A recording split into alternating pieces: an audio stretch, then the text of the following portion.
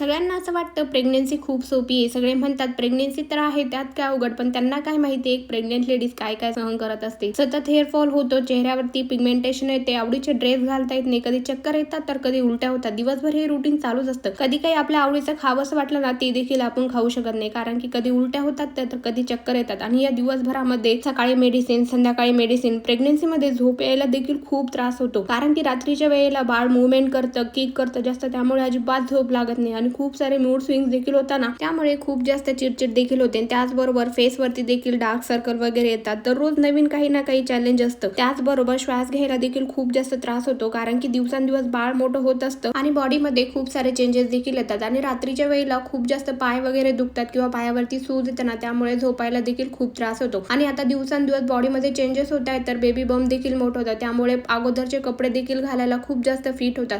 तर मी असा maternity dress order केलाय. तुम्हाला पाहिजे असेल तर मला कमेंट करा. बाय.